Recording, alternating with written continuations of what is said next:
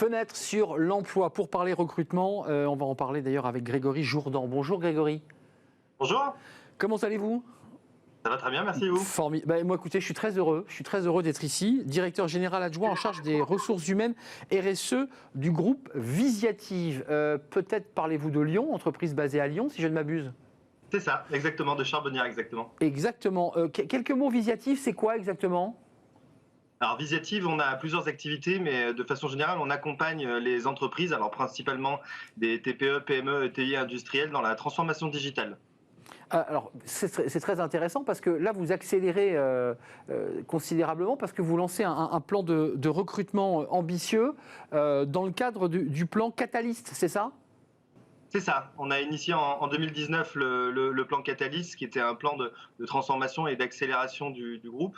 Et on a annoncé cette année effectivement une deuxième vague d'accélération avec un plan de recrutement assez ambitieux. C'est-à-dire? Alors sur l'ensemble des pays, on a 277 recrutements, dont 187 à peu près en France et 90 à l'international. Donc c'est un plan ambitieux sur ce début d'année 2022 Euh, et qui est principalement lié, à la sortie de crise Covid et à une forte demande, notamment de nos clients dans la partie industrielle, de les accompagner sur l'accélération de leur transformation digitale. ça veut dire quoi? Parce que c'est une phrase qu'on entend beaucoup ici sur le plateau de Smart Job, accompagné dans la transformation digitale. Concrètement, ça veut dire quoi? Ça veut dire que c'est des clients qui, j'imagine, avaient déjà engagé une transformation avant Covid. Mais qu'est-ce qu'ils font de plus?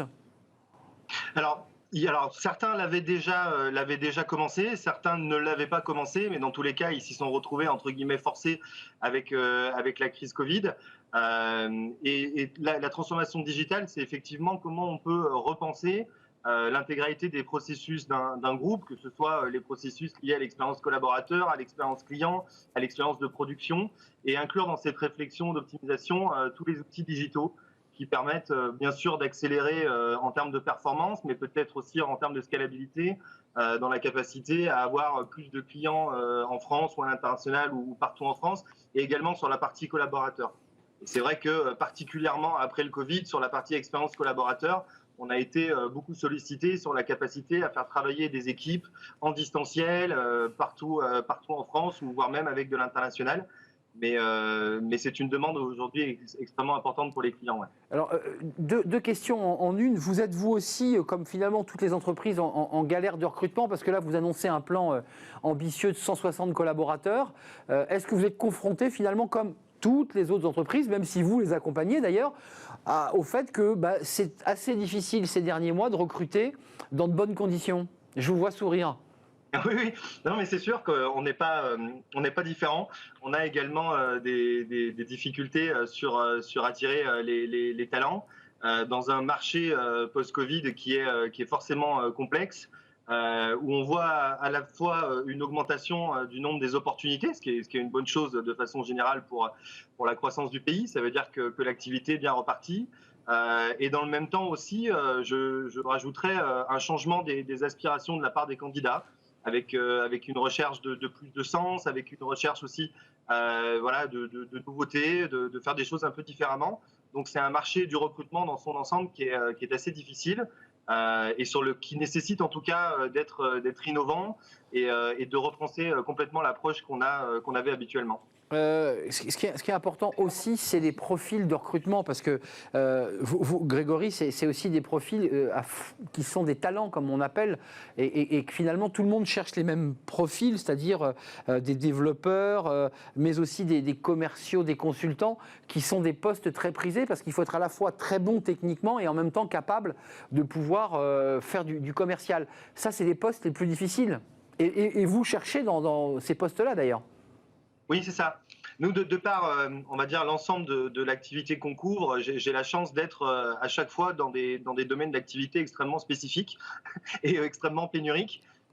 Mais que ce soit effectivement sur les métiers de la vente, sur les métiers qui sont plus liés à l'édition, ou même sur les métiers du conseil, on a à chaque fois une compétence effectivement technique forte, mais aussi des compétences de savoir-être et des compétences de relations clients qui sont aussi très très fortes. Donc ça nous demande d'avoir, on va dire, un regard sur les candidatures, dans la capacité aussi qu'on a à présenter les postes. Ça rend le poste très intéressant, mais ça rend aussi les profils plus difficiles à trouver. Et ça rend d'ailleurs la réflexion côté entreprise plus fine sur la fiche de poste et sur la manière dont vous présentez finalement ces offres d'emploi. Oui, c'est ça. Et en plus, on a une culture d'entreprise qui est très orientée vers le collaboratif. Donc en plus, on se rajoute, mais ça c'est volontaire et on y tient parce qu'on souhaite le maintenir. On y rajoute aussi des exigences de notre côté, de la capacité des candidats à adhérer à un projet, à une vision d'entreprise qui est le travailler ensemble, qui est la capacité à co-élaborer, à avoir cette vision aussi unique de la relation client. Mais c'est aussi ce qui fait que les collaborateurs qui sont chez Visiative sont aujourd'hui aussi des collaborateurs extrêmement engagés. Justement, engagés, vous avez aussi la casquette RSE, c'est intéressant avant de nous quitter, parce que c'est quoi la RSE chez Visiative? Quels sont les piliers justement qui structurent ce concept de RSE chez vous? Alors on en a 4, rien de très original, mais c'est plus original dans la façon dont on les mène. On a un pilier important sur la gouvernance et la responsabilité d'entreprise, parce qu'on est une société cotée en bourse, donc c'est quand même un pilier important. On a un deuxième pilier qui est depuis 2 ans à accélérer, qui est orienté sur l'environnement, sur la réflexion qu'on a au sein du groupe sur notre capacité à impacter l'environnement.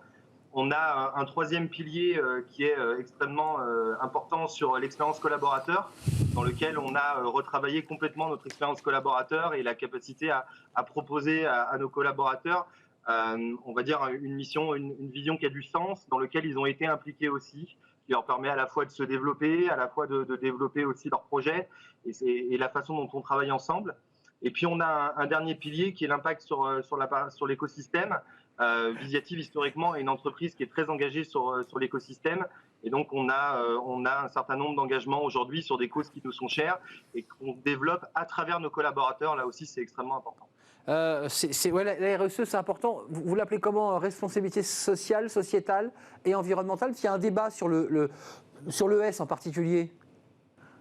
Oui, alors nous, on est plutôt sur la responsabilité sociétale. Mais après, j'ai envie de dire, aujourd'hui, de toute façon, on voit que le RSE, sur le terme RSE, il y a beaucoup de variantes et je pense que ça dépend aussi beaucoup de la vision de l'entreprise.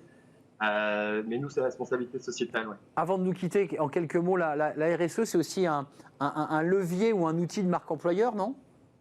Aujourd'hui? Oui, c'est ce que je disais tout à l'heure. Aujourd'hui, on sait que toutes les études le montrent, que les candidats, ils cherchent du sens. Et je pense, en tout cas personnellement, que le RSE est une partie de la réponse à cette quête de sens.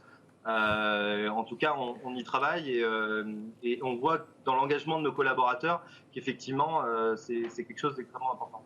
À très bientôt, peut-être ici sur le plateau, Grégory, sait-on jamais. Avec plaisir. Merci beaucoup. C'est la fin de notre émission. Merci à toute l'équipe. Merci à tous ceux qui m'ont aidé à la préparer. Merci à Kylian à la réalisation. Merci à Saïd pour le son. Merci à Fanny Griesmer évidemment. Et merci à Carla qui a fait son grand retour dans l'équipe pour l'accueil invité. Voilà, c'est la fin de notre émission. Et je vous dis à demain évidemment pour de nouvelles rencontres. Bye bye et d'ici là, portez-vous bien.